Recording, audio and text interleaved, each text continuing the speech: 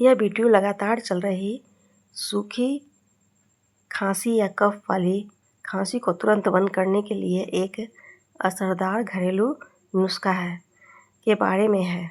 यहाँ नुस्खे को बनाने और इस्तेमाल करने का तरीका स्टेप बाय स्टेप बताया गया है।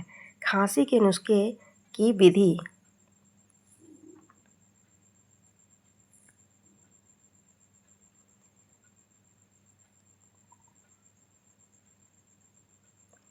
यह नुस्खा बड़ों और 10 साल के ऊपर के बच्चों दोनों को दिया जा सकता है।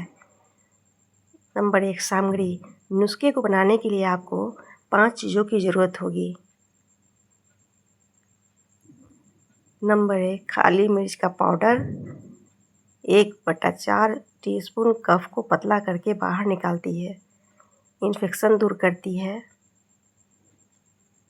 काला नमक 1/4 टीस्पून, सांस की नलियों को आराम देता है और जकड़न दूर करता है। अजवाइन 1 टीस्पून,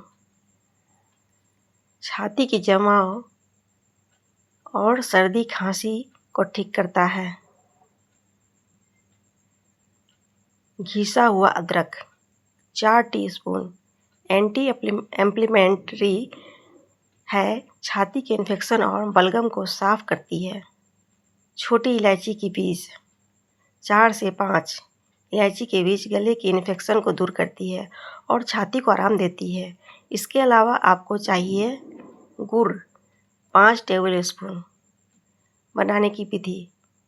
काली मिर्च पाउडर, काला नमक, अजवाइन, घिसा हुआ अदरक और इलायची के बीजों को छिलका हटा दें और एक साथ अच्छी तरह से मिला लें। नॉन स्टिक कढ़ाई में 5 टेबल स्पून गुड़ डालें और थोड़ा सा पानी डालें ताकि वह चिपके नहीं। धीमी आंच पर गैस पर रखें। गुड़ पिघलने लगे, ध्यान रखें कि ज़्यादा नहीं पकना है, नहीं तो यह कड़वा हो जाएगा। तो इसमें मिलाई हुई सभी 5 चीज़ें डाल दें। इसे धीमी आंच पर केवल 1 से 2 मिनट तक पकाएं। नुस्खा तैयार होने पर इसे एक कांच के जार में निकाल कर रख लें। नंबर 3, इस्तेमाल का तरीका। मात्र आधा चम्मच